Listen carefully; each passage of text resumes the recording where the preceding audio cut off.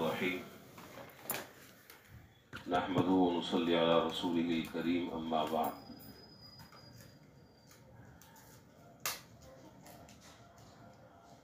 اس دنیا میں ہر انسان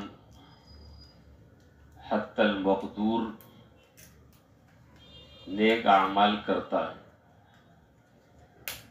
اور یہ ہمارا ایمان ہے کہ نیک اعمال کرنے سے اللہ تعالیٰ اس پر ہمیں اجر اور ثواب عطا فرماتے ہیں۔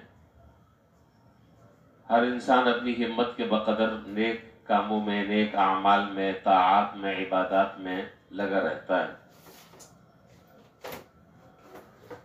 لیکن جو مسلمان دنیا سے چلے گئے ہیں ایمان کی حالت میں،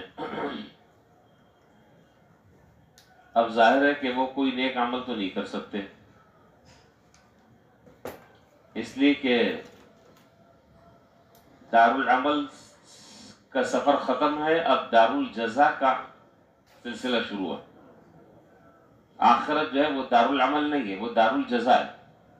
دارالعمل یہ دنیا ہے۔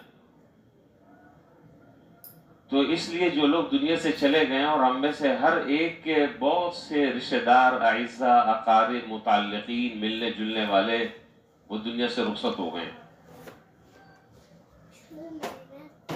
تو ہمارے لیے یہ بہترین موقع ہے کہ ہم ان کو ایصال ثواب کریں، ان کو ہم کوئی نفع پہنچائیں۔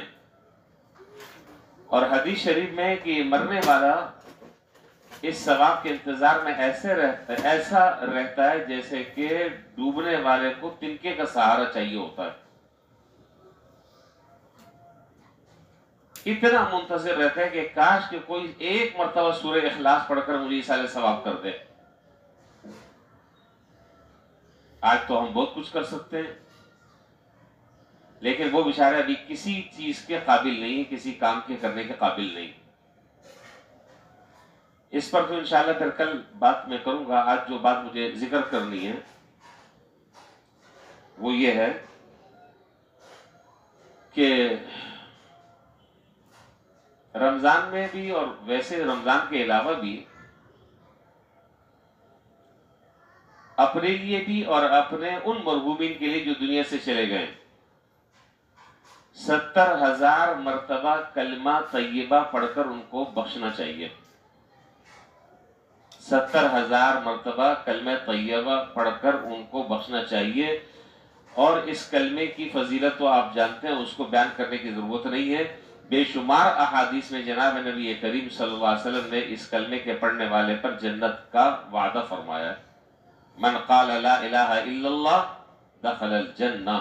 جس آدمی نے اخلاص کے ساتھ لا الہ الا اللہ پڑھا، اللہ تعالیٰ اس کو جنت میں داخل فرمائیں گے۔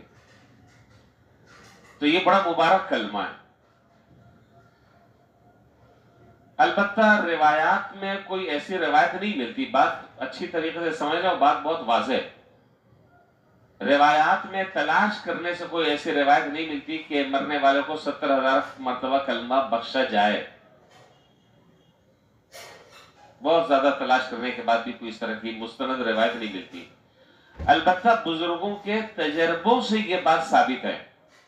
چنانچہ حضرت شیخ الحدیث حضرت مولانا زکریا صاحب نور اللہ مرقدہ نے اپنی کتاب فضائل ذکر میں امام قرطبی رحمۃ اللہ علیہ کے حوالے سے یہ واقعہ نقل کیا جو میں اب سنانے لگا ہوں۔ اب چونکہ حضرت شیخ الحدیث صاحب رحمۃ اللہ علیہ کوئی معمولی آدمی نہیں تھے، بہت چوٹی کے آدمی تھے، بہت بڑے آدمی تھے، تو جب حضرت نے یہ بات نقل کی ہے تو بہت سارے لوگوں نے اسی کتاب کا اور اس کا حوالہ دیا ہے، لیکن میں نے کہا کہ بزرگوں کے تجربوں سے یہ بات ثابت ہے۔ البتہ کسی صحیح روایت میں یہ چیزیں ملتی نہیں ہیں، تو سنت سمجھ کر نہ کیا جائے، اجر اور ثواب سمجھ کر کیا جائے، تو اللہ تعالیٰ کی رحمت سے امید ہے کہ انشاءاللہ پورا اجر اور ثواب ملے گا انشاءاللہ۔ حضرت نے لکھا کہ امام قرطبی رحمۃ اللہ علیہ، جن کی احکام القرآن عربی میں ہے، جس کو تفسیر قرطبی بھی کہتے ہیں، کئی جلدوں میں، 23-24 جلدوں میں عربی میں، تو امام قرطبی رحمۃ اللہ علیہ فرماتے ہیں کہ ایک آدمی میرے پاس آتا تھا، ایک دفعہ میں نے اس کو کھانے کی دعوت دی، وہ جو آدمی تھا اس کے بارے میں یہ مشہور تھا کہ یہ صاحب کشف ہے. اب صاحب کشف آپ پتہ نہیں سمجھ رہے ہیں کہ نہیں؟ یعنی جس کو اللہ تعالی دوسرے عالم کی چیزیں اس کے اوپر منکشف کر دیں، دوسرے جہان کی چیزیں اس کے اوپر کھل جائیں، اس کو صاحب کشف بزرگ کہتے ہیں. بہت ساری چیزوں پر اللہ تعالیٰ نے اس دنیا میں پردہ ڈالا ہوا ہے، لیکن بعض اللہ تعالیٰ کے نیک بندے ایسے ہوتے ہیں کہ اللہ تعالیٰ ان پر ان چیزوں کو کھول دیتے ہیں. کشف کا معنی کھولنا، وہ چیزیں ان پر کھل جاتی ہیں تو صاحب کشف کہلاتے ہیں. تو یہ جو آدمی امام قرطبی رحمۃ اللہ علیہ کے پاس آتا تھا، اس کے بارے میں یہ مشہور تھا کہ یہ صاحب کشف ہے. چنانچہ کہتے ہیں کہ ایک دفعہ یہ کھانے پر بیٹھا تو کھانا کھاتے کھاتے اچانک اس نے زبردست چیخ ماری اور کہا کہ میری ماں کو عذاب ہو رہا ہے بہت شدید قسم کا، میری ماں کو عذاب ہو رہا ہے بہت شدید قسم کا. تو امام قرطبی رحمۃ اللہ علیہ کہتے ہیں کہ میں نے 70,000 کلمہ طیبہ پڑھ کر اپنی بیوی کے لیے رکھا تھا اور کئی نصاب پڑھ کر میں نے اپنے لیے رکھے تھے کہ جب ضرورت پڑے گی میں اپنے لیے اس کو رکھ رہا ہوں.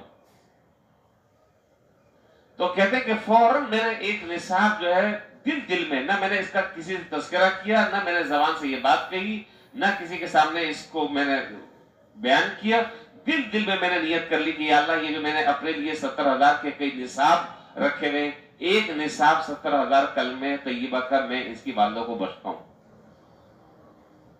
بات پتہ نہیں سمجھ میں آپ کی آ رہی کہ نہیں آ رہی؟ نہیں آ رہی؟ اچھا تو نہیں، ایسے کا مطلب یہ کہ نہیں سمجھ میں آ رہی، ایسے کا مطلب سمجھ میں آ رہی. اچھا تو کہتے ہیں کہ میں نے دل میں نیت کر لی، دل میں نیت کر میں نے صرف چند منٹ گزرے تھے کہ یہ جو صاحب تھے یہ ہنسنے لگے اور کہا کہ الحمدللہ اللہ تعالیٰ نے میری والدہ سے اس عذاب کو رفع کر دیا اور اس عذاب کو دور فرما دیا اور اب وہ جنت میں. تو امام قرطبی رحمۃ اللہ علیہ فرماتے کہ مجھے اس کی بات سے دو چیزوں کی تصدیق ہو گئی. ایک تصدیق یہ ہو گئی کہ یہ جو بات کہی جاتی ہے کہ 70,000 مرتبہ کلمہ پڑھ کر اگر کسی کو بخشا جائے تو اللہ تعالیٰ اس کی مغفرت فرما دیتے ہیں، یہ بات درست ہوئی. اور دوسرا اس آدمی کا سچا ہونا ثابت ہو گیا. تو اس لیے بھائی کیوں نہ رمضان میں ہم بھی یہ پڑھ لیں، اپنے لیے بھی پڑھ لیں الگ الگ. اچھا اور مزے کی بات یہ ہے کہ اگر گھر میں 2-3 آدمی ہے تو آپ میں تقسیم بھی کر لیں تو بھی کام چل جائے گا. بھائی 70,000 ہے تو 25,000 روپے نہیں، ہمارے تو سارے روپے پیسے کا حساب ہے. 25,000 یہ کلمہ جو ہے ایک پڑھ لے، 25,000 مرتبہ دوسرا پڑھ لے، اس طریقے سے 70,000 کو ڈیوائڈ کر لے اور تقسیم کر لے. اور اگر ایک آدمی چلتے پھرتے اور صرف اتنا پڑھنا ہے لا الہ الا اللہ لا الہ الا اللہ لا الہ الا اللہ، ایک ساتھ میں پڑھتے رہے اور جہاں سانس رکے محمد الرسول اللہ صلی اللہ علیہ وسلم. آسان ہے یا مشکل ہے؟ تو ہر آدمی کو چاہیے. ایک ہمارے نمازی تھے، پتہ نہیں مجھے معلوم نہیں، کافی عرصے سے مجھے نظر نہیں آ رہے، بوڑھے سے تھے، یہ الٹے ہاتھ پر یہاں ہوتے تھے، پتہ نہیں کہاں ہے، کس حال میں، کوئی رابطہ نہیں ہے.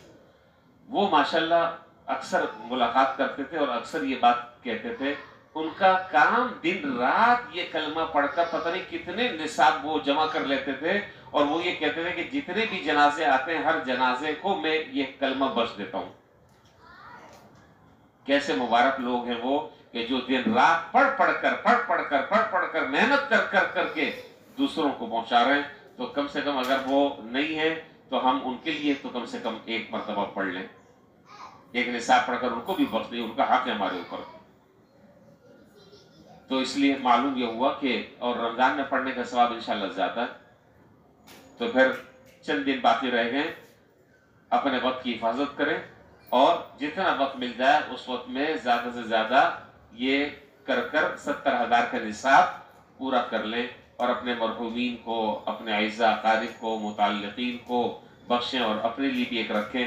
ضرورت پڑے گی یقیناً پڑے گی تو انشاءاللہ اس پڑھنے کی برکت سے اللہ ہماری بھی مغفرت فرمائیں گے انشاءاللہ. اللہ تعالیٰ ہمیں ان باتوں پر عمل کرنے کی توفیق عطا فرمائے. وآخر دعوانا